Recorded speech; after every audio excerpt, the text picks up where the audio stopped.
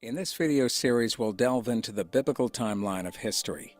We aim to uncover the significance of important historical dates, such as the creation in 11,013 BC, the flood in 4990 BC, and even the date when God would bring judgment upon the house of God, the churches, as mentioned in 1 Peter 4:17. We'll also explore the date of Judgment Day, which is also alluded to in the same verse. And you might be wondering what the biblical timeline of history is and why it's important to learn. These dates weren't placed in the Bible arbitrarily. They serve a purpose beyond mere knowledge. God always has a reason for concealing truths within the Bible.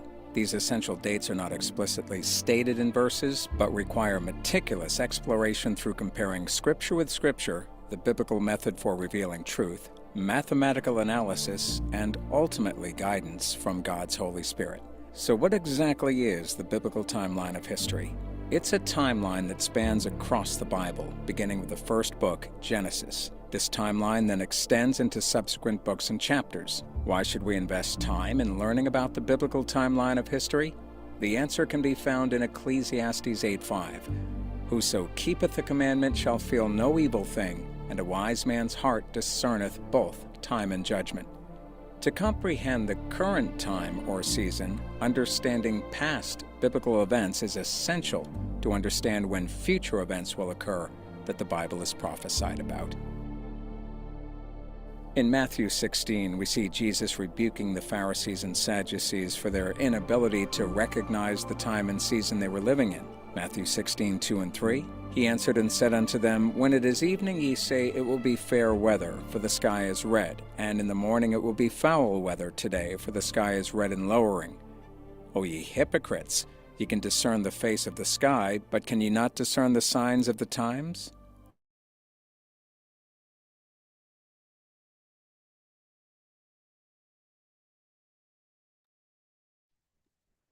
Welcome back, everyone, to another edition of the Timeline series. This is going to be episode 6, and it's going to be part 1 of the Kings. I got Brian here, and we're just going to try to pick up where we left off. 1 second. Okay. Let me go ahead and do a screen share.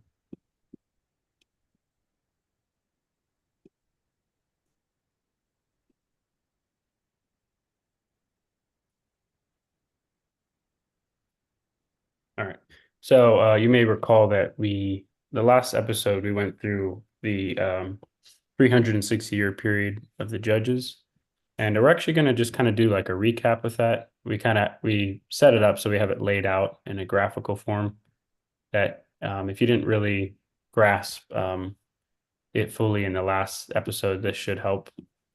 But I think it's always good just to go over and kind of do reviews sometimes. So that's what we're going to do. And then after we touch upon the 360-year period, we'll start with the kings, the reign of the kings. So I'll just go ahead and get started. So if you're on the timeline page, which is just a reminder for anyone who doesn't know where to find it, you go to ebiblefellowship.org. And if you scroll down, on the left here, you can click all other pages. That'll auto scroll you down. And then you'll see biblical timelines. So you can just click that to get to the timeline. So we're at the 360-year period, so I'm going to go ahead and click that.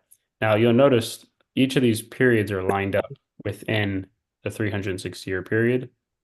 We've already established last time that the Bible locked in the 480-year period, and the way we arrived at the 360 was by understanding, we'll get into that in just a second once I open this up.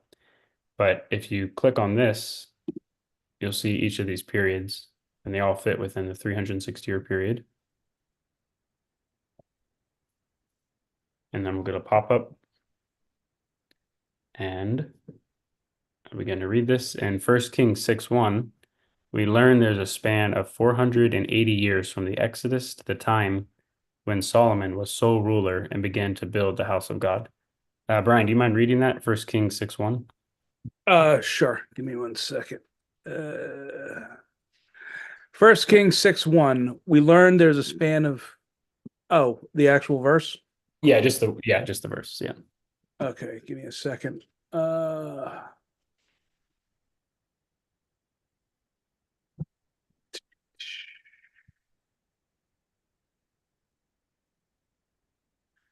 And it came to pass in the 480th year after the children of Israel were come out of the land of Egypt, in the 4th year of Solomon's reign over Israel, in the month Ziph, which is the 2nd month, that he began to build the house of Jehovah.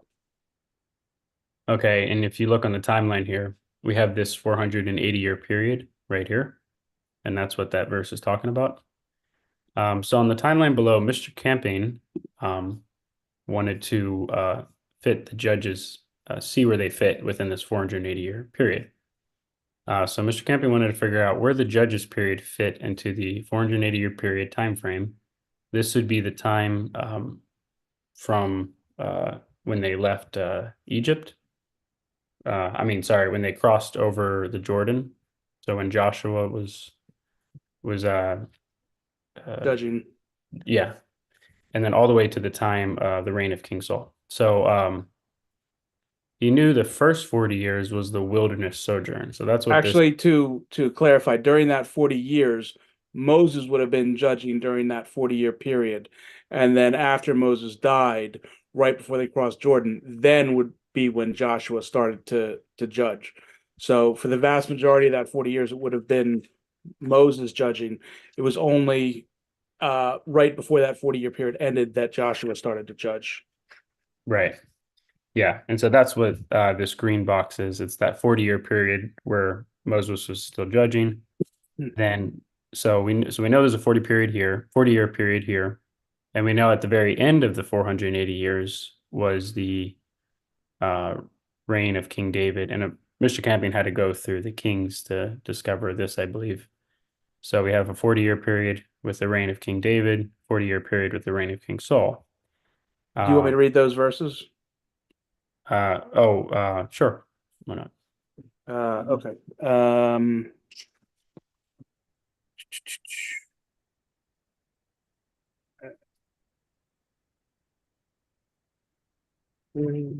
Page.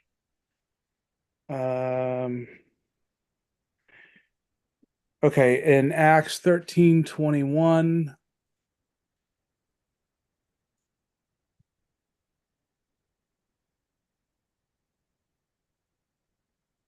Okay. And afterward they desired a king, and God gave unto them Saul of Cis, a man of the tribe of Benjamin, by the space of 40 years. And if we could also read 2 Samuel 5, verses 4 and 5. Yeah. David was 30 years old when he began to reign, and he reigned 40 years. In Hebron reigned he over Judah 7 years and 6 months, and in Jerusalem reigned he 33 years over all Israel and Judah. And if we could read 1 Kings 2:11.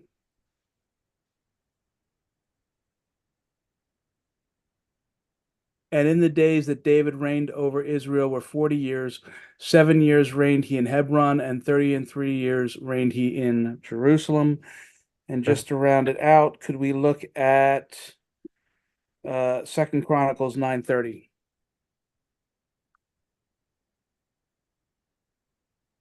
And Solomon reigned in Jerusalem over all Israel 40 years. Okay.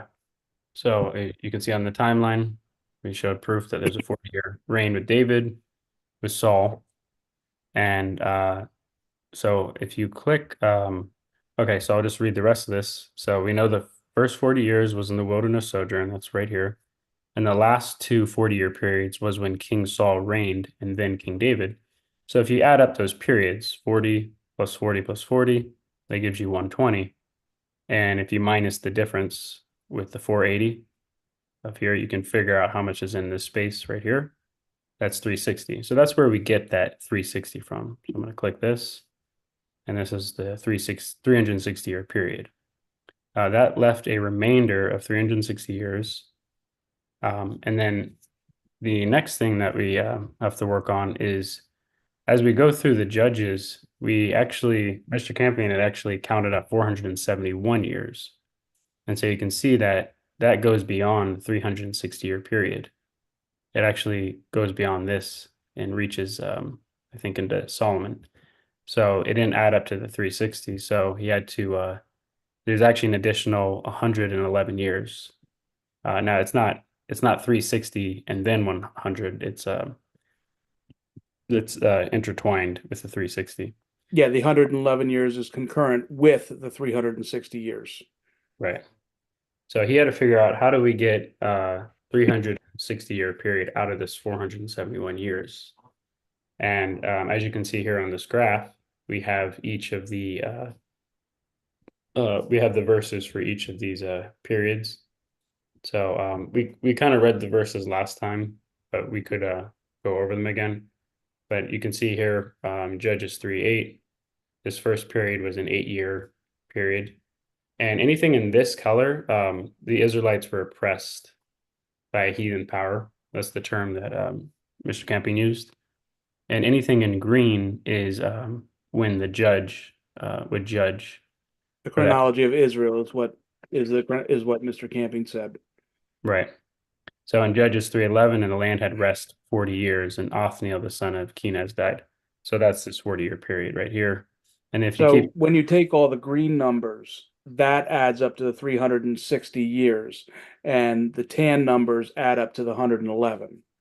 right, so if you click on this 360-year period, it's going to remove all of these, and these are when they're oppressed. So when you click that, now it's just the green, and that adds up to the 360. If you add them back, you'll see that extends outward to the 471.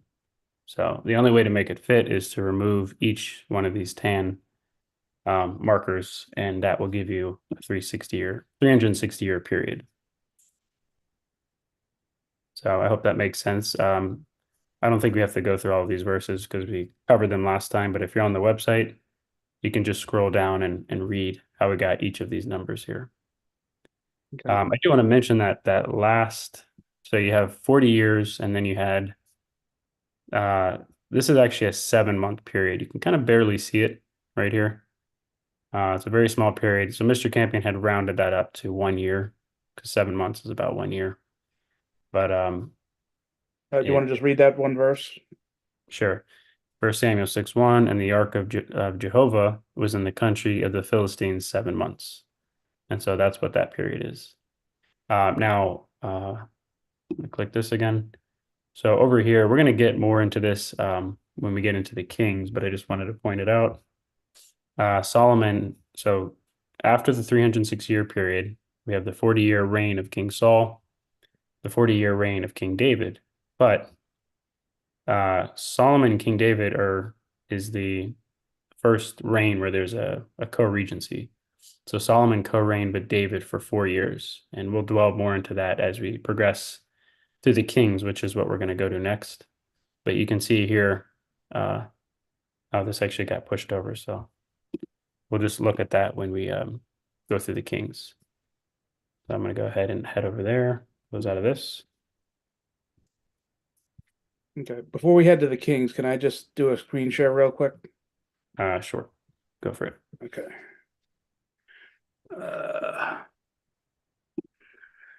So this is where is it? So this is the spreadsheet. We looked at this last week. It used the same color codings that Carl did. Anybody who asked for it, I sent it to them. I always told you enable the macros. Enabling the macros will allow this yellow to follow you, whatever line you're in. And here, if it gets annoying, you just hit the highlight, it goes away. You hit it, it comes back. And then here, this gives the number of years within. So this is the time references. This is the time references that add up to the 360. This is the time references that add up to the 111. And then for the ones that add to 360, this is the cumulative. So 40 years here, another 80 years here adds up to 120. 40, this adds up to 160. And then this tells you the Gregorian year it starts and ends, the biblical year it starts and ends. And then over here, this gives the breakdown of those numbers. So, and the orange just, so 160 is 2 to the 5th power times 5. 1287 is 3 squared times 11 times 13. 9766 is 2 times 19 times 257. So all those numbers are there. If anybody wants this, I'll be happy to send it to the spreadsheets. And then you have the notes over here. So you don't even have to click on the cell. You just put the mouse over it and it will show you the verses. So if anyone's interested in that, I just wanted to point that out. Yeah, yeah. If you have the link, you could share it in the chat on Zoom if you wanted to. I have the link in the Yeah, the share link to that document.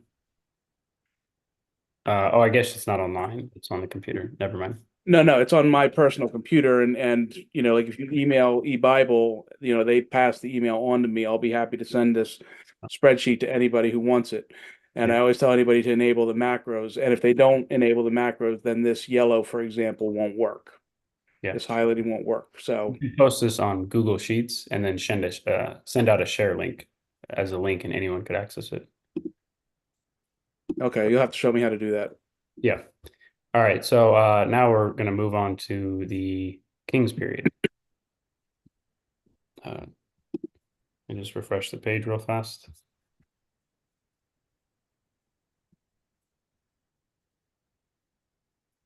And as you can see, the 480-year period, it extends out here. And this is when the reign of the kings happens here. So we're going to click on this. This is going to take us to another page because we want to go in depth when it comes to the kings of Israel and figuring out how Mr. Camping went through all this. So do you want to just read this first part, Brian? I can read the second part. Yeah, could I go through the Saul and David thing first? Well, I think if we explain this first, then we could touch upon it as we get to that part of the timeline. Okay. All right. So we have a session versus not a session years. Going through the line of the kings might be is one of the most complex parts of the timeline, but we've attempted to lay it out in a way that's easy to understand. When going through the kings, we're going to be utilizing two methods of counting. There's a session, which is highlighted in yellow, and non-accession, or another way to say it is non-inclusive versus inclusive, or Chris likes to say actual years versus calendar years. So why the three different labels? Mr. Camping first started calling it accession versus non-accession. Then I believe changed it to non-inclusive versus inclusive. And then Chris McCann coined the terms actual years versus calendar years. These are all attempts, I think, to make it easier to understand this concept of counting, because some people might find it confusing. So below is a demonstration of the two ways to count. So everything in yellow is accession. This is the accession way of counting. Non-inclusive, actual years. These all mean the same thing. Accession, non-inclusive, actual years. Everything in orange is non-accession, inclusive calendar years. All right. So with accession, you start the count here at 1. 1, 2, 3, 4, 5, and you go all the way to 20. So that equals 20. With non-accession, you start the count here. 1, 2, 3, and you get all the way to actually 21. So it adds an extra year in this case. So this we found probably the best way to explain this would be something that we use in our everyday life. So a simple way to understand this concept is the following. So let's say it's Sunday, right? It's early in the morning. If someone asks you how many days until next Sunday, most people would answer there are 7 days. So see graph below in yellow. 7 days, right? If it's Sunday and they're like, how many days until next Sunday? Well, you typically would count, okay, Monday, Tuesday, Wednesday, Thursday, Friday, Saturday, Sunday. Sunday would be the 7th day, right? We generally don't count the day that we're on. We want to count how many days forward. However, technically the current Sunday could have up to almost an entire 24-hour period left that is yet to pass before reaching Monday. So the count could be started with Sunday, and it could be said there are 8 days until next Sunday. So if we count it with a non-accession year, it'd be Sunday would be the first day. You count the day you're on, and then Monday, Tuesday, Wednesday, Thursday, Friday, Saturday, and then Sunday. So in this way of counting, you have 8 days, whereas this way of counting, you have 7 days. So Now, this, just we go but further, I just want to give people a little bit. Can you scroll up a little bit? yeah, So one of the ways it's easy to remember, accession and actual both start with the letter A, so that makes it easier. And in terms of the accession and the inclusive, there's always a non with one of them. So it's the accession, which is not the non, with non-inclusive, and non-accession with inclusive. So so you never have accession and inclusive together. It's always the opposite. So accession, non-inclusive, actual, they both start with A, or non-accession, inclusive, calendar. So that's the way that I sort of keep track of it. How to not get confused between those.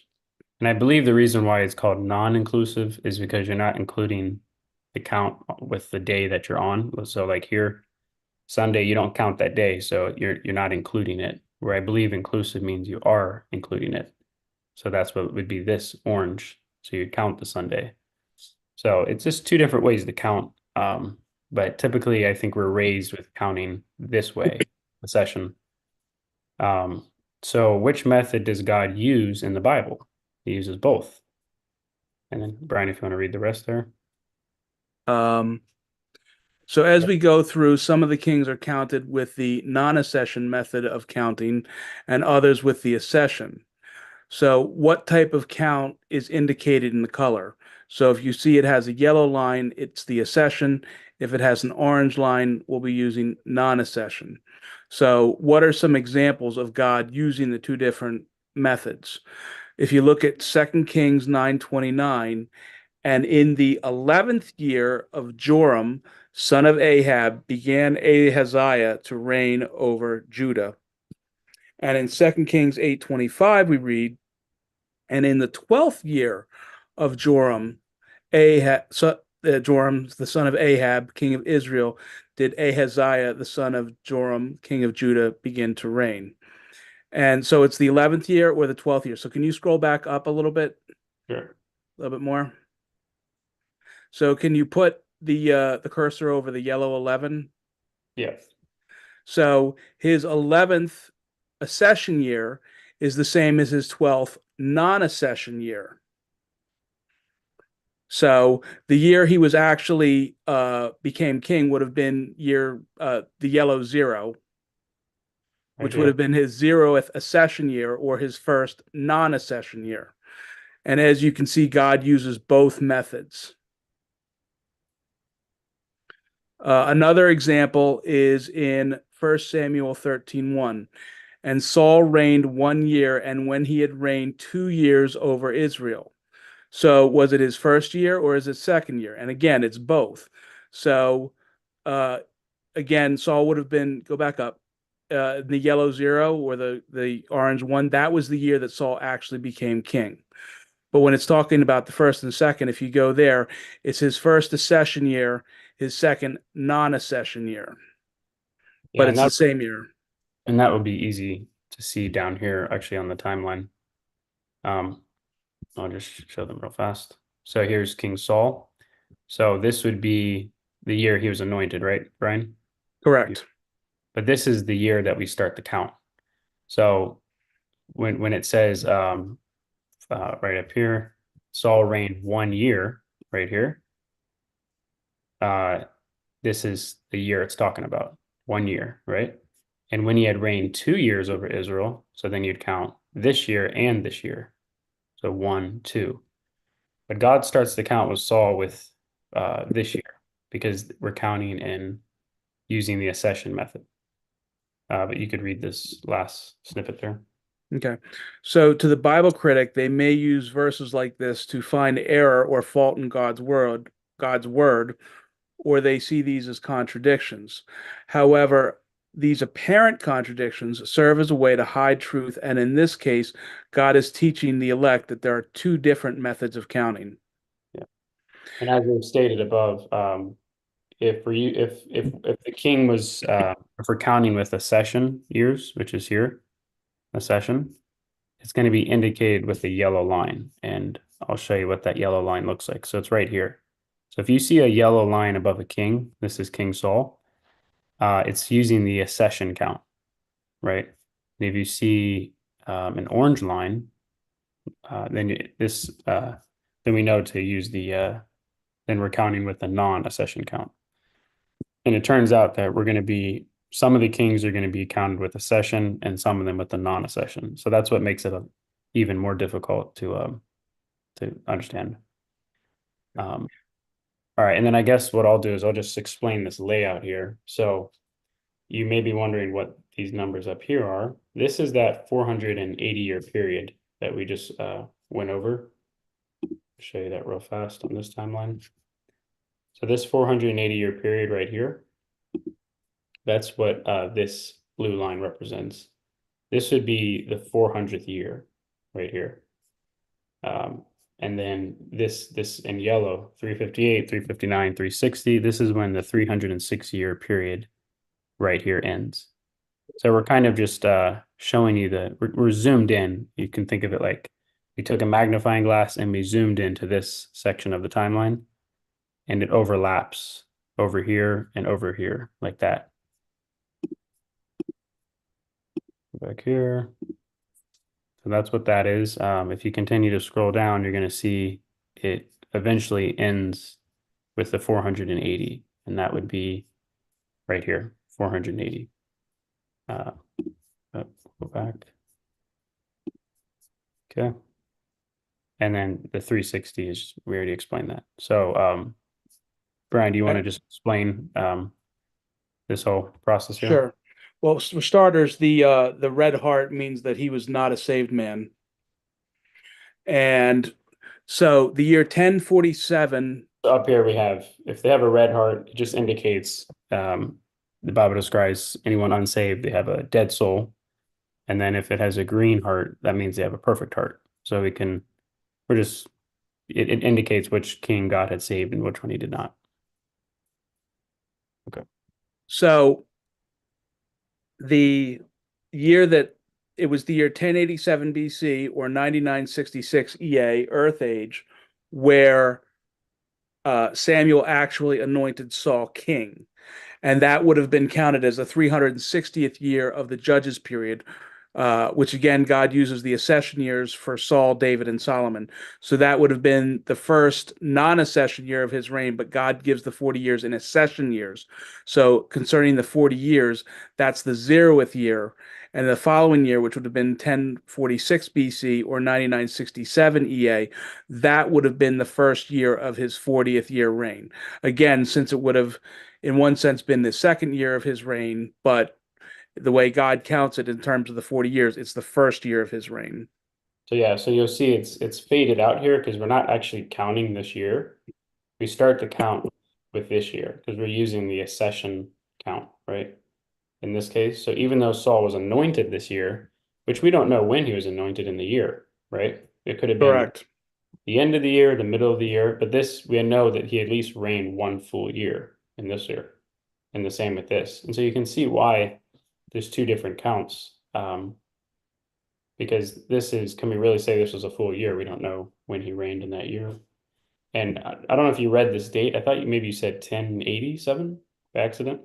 Oh, if I did, I misspoke. It's 1047 BC. Yeah, So 1047. if I misread it, I apologize. No worries. So 1047 BC is the BC year that Saul was anointed, which also equates to the 9966 EA or Earth Age. And we can see that here. This is when Saul was anointed. But you'll notice we don't start the count here on this year. We would start the count here because we're using the accession count method, which is what we went over up here. We're using this method of count. So we don't count the year he's anointed. We start the account with the 1. So anything else to add to that? No. Can we scroll over to David? Sure. So you can just individually count these 1, 2, 3, 4, 5, all the way till we get to Saul's 40th year. So this is the 40th year. This is the year that Saul dies. So he was king at the beginning of the year. This would be the year 1007 BC or 10,006 EA. This is exactly 1,000 years before the birth of Christ, which was 7 BC or 11,006 EA. And this would be the year that David actually becomes king. But we know that God said that he reigned for a total of 40 years. But just as with Saul, God is using the same accession method. So the first year was actually the year after he became king. And you notice David has a green heart because he was a saved man. Mm-hmm. Yep. Okay. And one thing I wanted to point out is we don't actually start counting these because remember the last information God gave us was there's a 480-year period, which ends right here, right? So we don't start the count because the last place that we left off was from the Exodus, which would be, this is the beginning point of this 480-year period was the Exodus. And if you scroll all the way to the 480th year, that's the last information we have on the timeline. So now we got to go from this ending point. So we don't actually count these kings. This is just this is, you can think of this as like a demonstration on how we're gonna be counting the kings. We start with Solomon, correct? Yeah, Yeah, well, we start, go back to where yeah. these numbers up here, the 339, 439, 440. So in the 480-year period, Saul dies in year 440, and that's the year David becomes king. But the first accession year of David's reign is 441. Yeah, and 441 of the 480th year period. So not, yeah, I just want to clarify that. Okay, and Okay. just forward to Solomon. Okay. So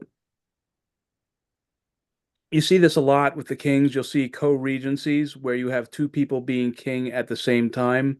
So it says in the fourth year of Solomon's reign. And so the inclination might be to take David's death and then add 4 years. And the fact is that the last 4 years David's of David's reign coincided with the first 4 years of Solomon's reign. And again, this 40-year reign is given in accession years. So he actually became king in David's 36th year. But it was his 37th year that was considered to be his first accession year. And then in year 40, that was the year that David died. And that was Solomon's fourth accession year, and that was the year he became sole king. And it was shortly after David died that Solomon laid the foundation for the temple. And so that's why we don't include those 4 years of Solomon's reign. That's why we just say 40 for the wilderness sojourn, 40 for David, 40 for Saul, but we don't add anything for Solomon, even though it says it's in his fourth year. Yeah. And again, I faded out this square here because we don't count the co-regency count, which would be 1, 2, 3, 4. You don't count it until you get start here, even though this is when Solomon began to co-reign. The first count of his co-regency would be 1, 2, 3, 4. That's why they're brighter in color. However, again, we left off at the 480th year period on the timeline. So that was the date of 967 BC, 10,046 EA. So as soon as this period ends, now we have to pick back up on the timeline. So you can see it lines up perfectly with the year that David dies, his 40th year reign, but this would also be Solomon's fourth year co-reigning. David dies here and Solomon becomes the sole reign king. He's reigning by himself at this point. So Well, it would be some point in that year. We don't, well, actually, it was very early in the year that David died because we know Solomon laid the foundation on the second day of the second month. So we know that he couldn't have laid the foundation while David was still alive. So David actually died very early in that year. right. Um, So this is where it ends the 480-year period. Yeah, and then we just count from so we have the year 967 BC. So now this is where we start the count. So 967 should be 966 right here, Correct. which would also be the 10,047th year of Earth's history. So this is Correct. going to continue on the timeline. Is we're just going to start here and we're going to continue to count this way. One thing I should point out is that you can think of this overlapping kind of like the patriarchs, right? This is a good way to understand it. Is when we're going through the patriarchs, you had patriarchs that were overlapping each other, right? Like Abraham overlaps Isaac, overlaps Jacob. So as soon as Abraham reached the age of 100, he's no longer patriarch. It picks up with Isaac. Isaac's now the patriarch.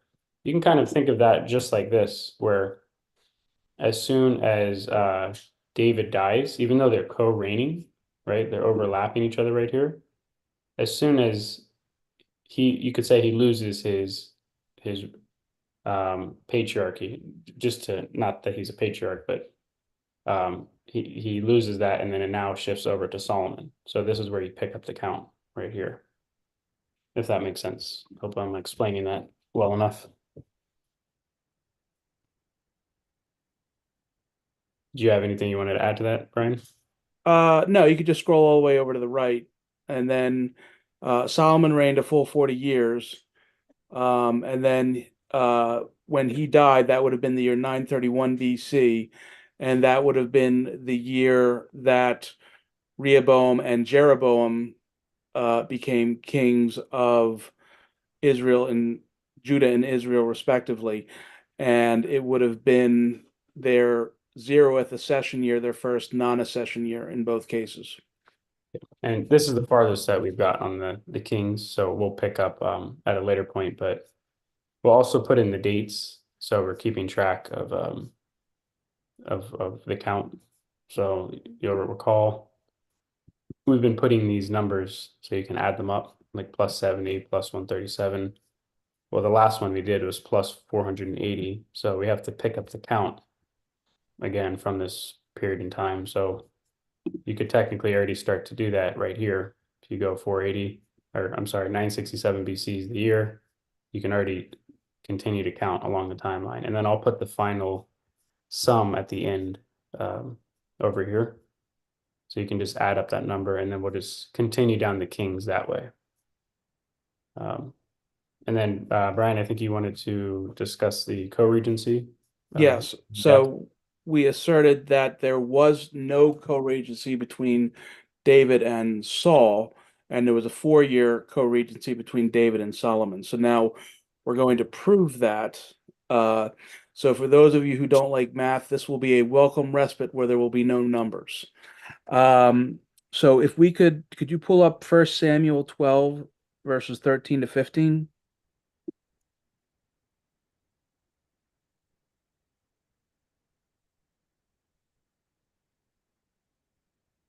If say, ye will, go ahead. 13. Oh, 13. Okay. Now therefore, behold the king whom ye have chosen and whom ye have desired, and behold, Jehovah hath set a king over you. If ye will fear Jehovah and serve him and obey his voice and not rebel against the commandment of Jehovah, then shall both ye and also your king that reigneth over you continue following Jehovah your God. But if ye will not obey the voice of Jehovah, but rebel against the commandment of Jehovah, then shall the hand of Jehovah be against you as it was against your fathers. And if we could skip down to verse 25. But if ye shall do wickedly, ye shall be consumed, both ye and your king. And this is historically Samuel talking about Saul. And if we could go to 1 Samuel 13, verse 8.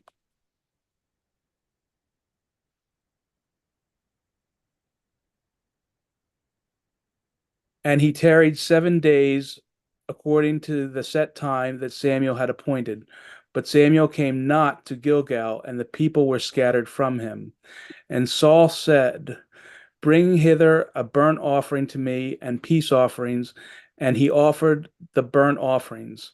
And it came to pass that as soon as he had made an end of an offering, the burnt offering, behold, Samuel came, and Saul went out to meet him, that he might salute him. And Samuel said, What hast thou done?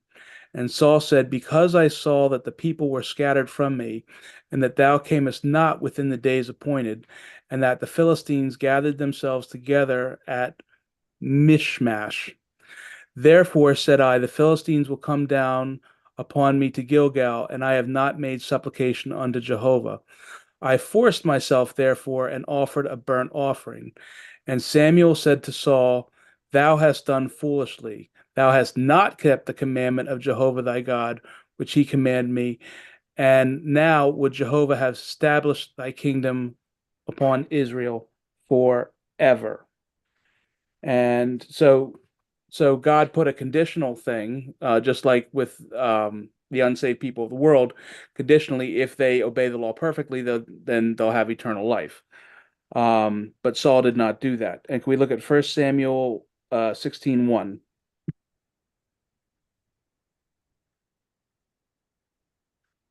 And Jehovah said unto Samuel, How long wilt thou mourn for Saul, seeing I have rejected him from reigning over Israel? Fill thine horn with oil, and go, and I will send thee to Jesse the Bethlehemite, for I have provided me a king among his sons. And if we could skip down to verses 13 and 14. Then Samuel took the horn of oil and anointed him in the midst of his brethren, and the Spirit of Jehovah came upon David from that day forward. So Samuel rose up and went to Ramah. But the Spirit of Jehovah departed from Saul, and an evil spirit from Jehovah troubled him. So we see here that David is anointed king while Saul is still alive, but David is not yet ruling. Um, And if we could go to 1 Samuel 18 and look at verses 7 to 9.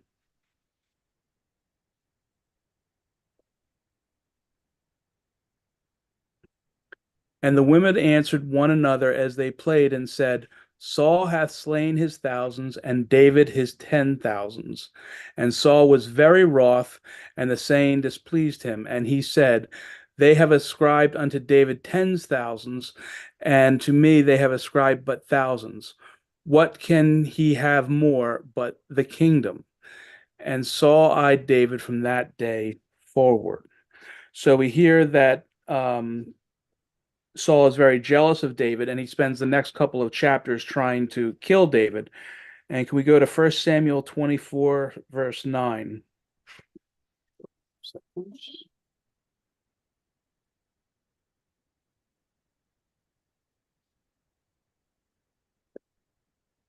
And David said to Saul, Wherefore hearest thou men's words, saying, Behold, David seeketh thy hurt.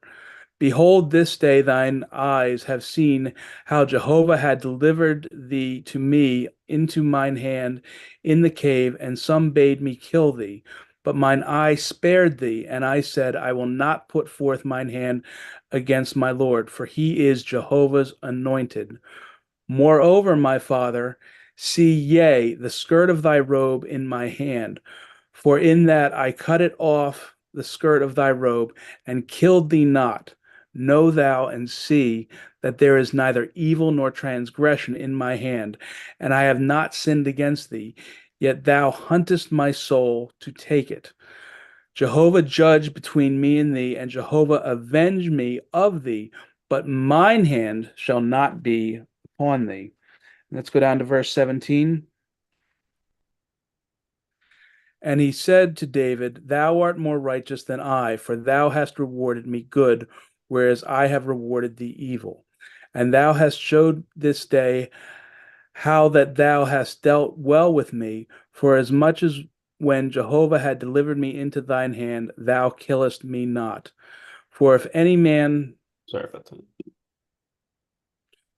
For if any man find his enemy, will he let him go as well? Wherefore Jehovah rewarded thee good, and thou hast done unto me this day.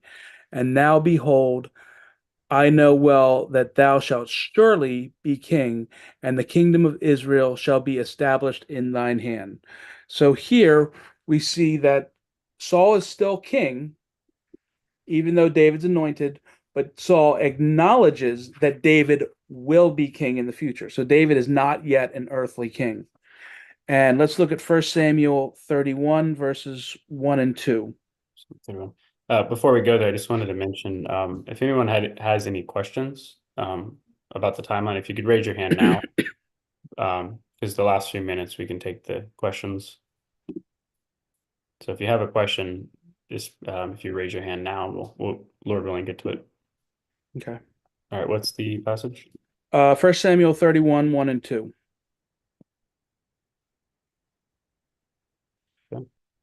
Now the Philistines fought against Israel, and the men of Israel fled from before the Philistines and fell down slain in Mount Gilboa. And the Philistines followed hard upon Saul and upon his sons, and the Philistines slew Jonathan and Aminadab and Malishua, Saul's sons. And we'll skip down to verse 6. So Saul died, and his 3 sons, and his armor bearer, and all his men that same day together. So here we see Saul is dead. And let's go to 2 Samuel 1:1.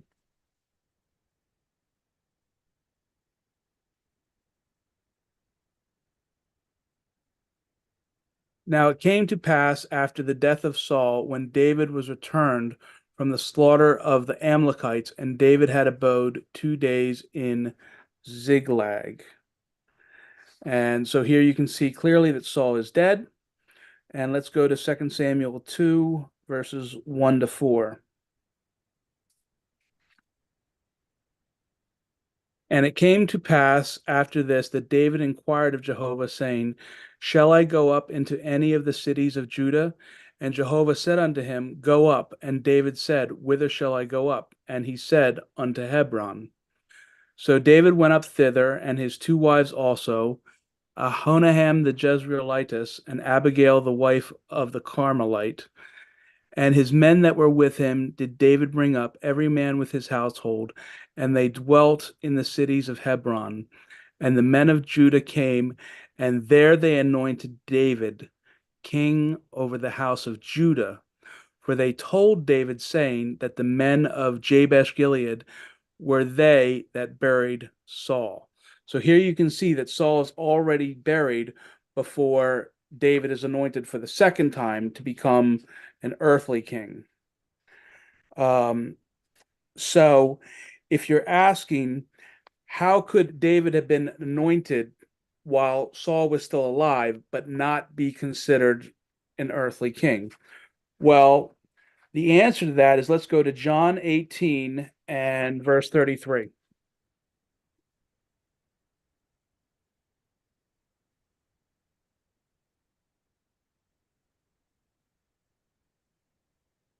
Then Pilate entered into the judgment hall again and called Jesus and said unto him, Art thou the King of the Jews? Jesus answering him, Sayest thou this thing of thyself, or did others tell it thee of me? Pilate answered, Am I a Jew? Thine own nation and the chief priests have delivered thee unto me. What hast thou done? Jesus answered, My kingdom is not of this world.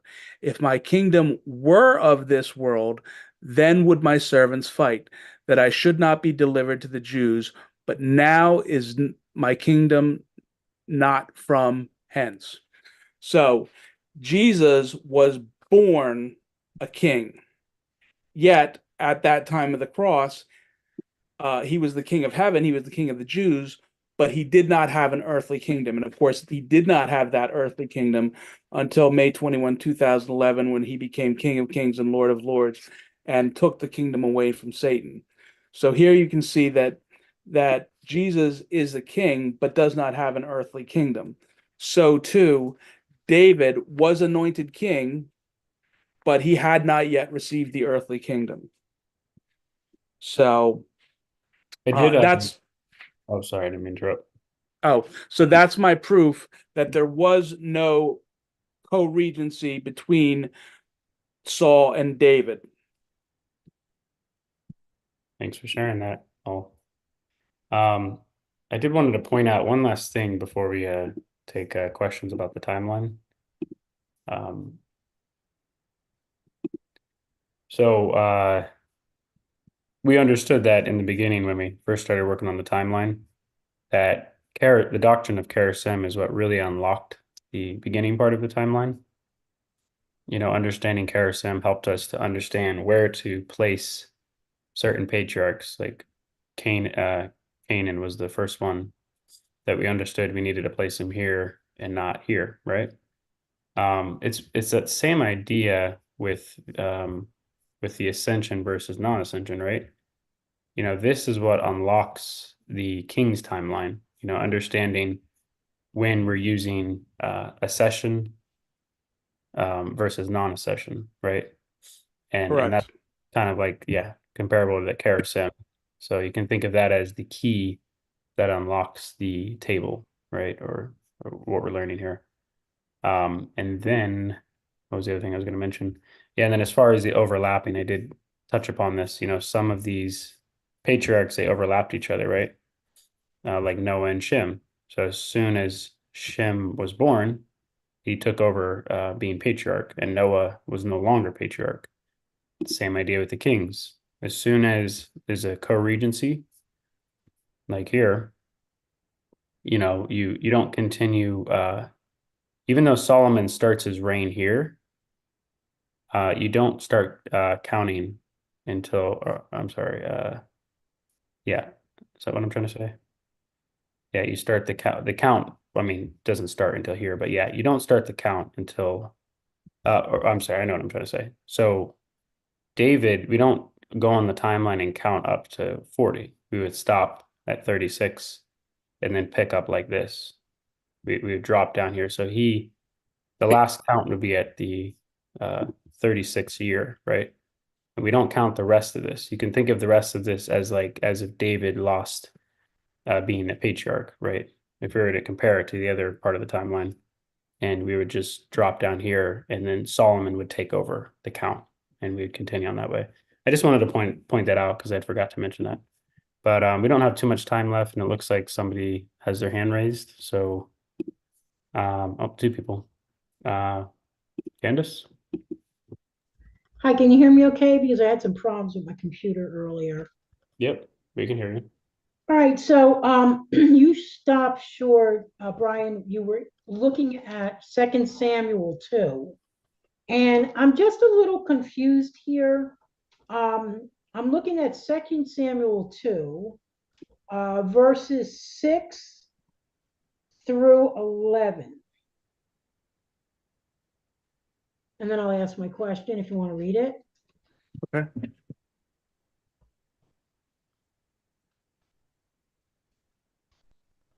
And now Jehovah show kindness and truth unto you, and I also will require this kindness because ye have done this thing. Now therefore let your hands be strengthened, and be ye valiant, for your master Saul is dead, and the house of Judah have anointed me king over them. But Abner the son of Ner, Saul's host, took Ibosheth the son of Saul, and brought him over to Manahem, and he made him king over Gilead, over against the Asherites, and over Jezreel, and over Ephraim, and over Benjamin, and over all Israel. Was there more verses? What verse did you want me to end at? I don't remember. 11, but I can ask my question now. Well, I'll read the first. I'll read the next two verses. That's fine. Okay. Ibosheth, Saul's son, was 40 years old when he began to reign over Israel, and he reigned 2 years. But the house of Judah followed David. And the time that David was king in Hebron over the house of Judah was 7 years and 6 months. Okay, so my question is this: Ishbosheth, right? He's not a legitimate king, right? He's not legitimate because it was the son of Abner, Ner, right, who named him as successor to Saul. So does that play in at all? Because when I saw you had that note there about, him becoming king? Does that affect one way or the other David's rule? Not in terms of the timeline. What happened was, after Saul's death, there were still those who, for whatever reason, did not want David to be king.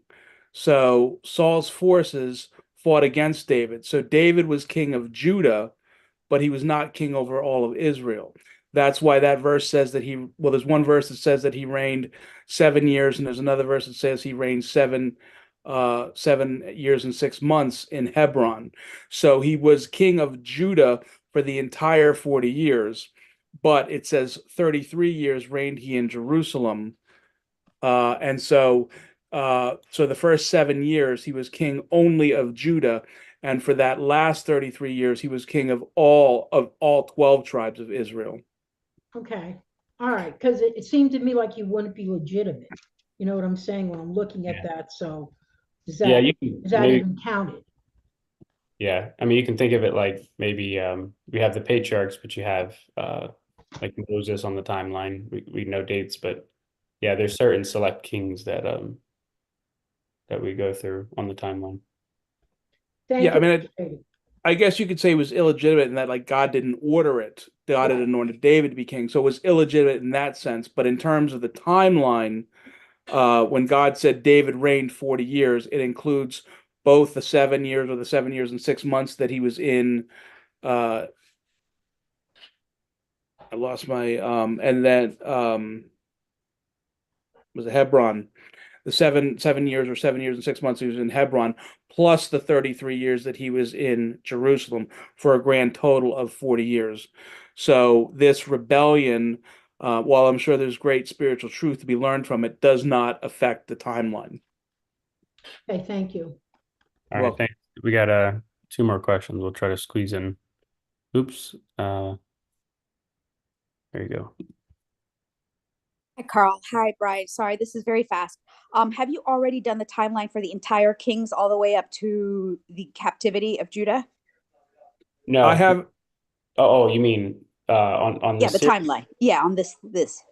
On the graphs, no. Yes, sir. Yes, sir. However, I have on my spreadsheets, let me share my screen. Yeah, today we just started the King series, Okay. so this is the first episode. Okay. Let me. Yeah. So we So have here, the data. the judges, and then here, this is based off of Mr. Camping's book, Perfect Harmony. And this gives all the details. Now, this is obviously information that Carl's going to have to put on the timeline. And then I have notes here. This is all based on Perfect Harmony. These are the scriptures, and then this is my explanation, or sorry, these are the scriptures here that Mr. Camping looked at, and this is my explanation of how to harmonize these things. Oh, this is excellent. Because I think I think you might encounter like the issue that Candace had, I think later on with Jehu, maybe simultaneous kings. I don't know. But a couple other things. I wonder if, simultaneous reigning is a father and son thing. You have to be a family for co-regency. If you found that later on, if you could just tell us in next week's. And also, when was Judah the captivity, the year of the captivity? And I appreciate this work so much, both of you. Thank you, God. I'm sorry. Could you you mean when Nebuchadnezzar came? Yeah, the year they fell. And yeah, one other thing. I know you read that scripture about the anointing, but there seems to like two things. That's Christ being, the rock is hit twice. Christ died twice. I bet Chris may think about it, but the anointing might be also the same way. Maybe we haven't thought about it, Christ being anointed twice. I don't know, something for everybody to think about, but that's all. And just the year of the captive when the Judah fell. Again, thank you, everybody. The year is here, so after the kings on the timeline, you can see. The year is 587 BC, which is 10,426 EA. Yeah, so we'll get to that when we finish the kings. No, I just wanted to know for myself. Thank you very much. Sure. Yeah. All right, we got one last question, and then we'll have to go to the next program. All right, Bob? Yeah, thanks, guys. Yeah, this is a good program. I just was wondering, I know this is on our website, but maybe you guys can give an introduction or just to spend a minute to where people who come across this on the internet possibly how they can find it on our website too. Like if you go on ebiblefellowship.org and you have to hit a few buttons to get to it. Maybe if you could show that so that Sure. people can know how to find it. Yeah, we did. I did a little bit earlier, just Okay. briefly. I let them know if they hit right here, all other pages, or just scroll down, physically scroll down. They're going to see the biblical timeline right here. Oh, And okay. I joined late. I didn't see it. no If worries. you did Yeah. that. Yeah. Okay. Thanks. Yeah. Thanks for sharing. Yep. All right. Well, we're going to have to wrap up this program, and we're going to go to the Bible reading now. Thanks, Carl. Thanks, everybody. Again. Yep.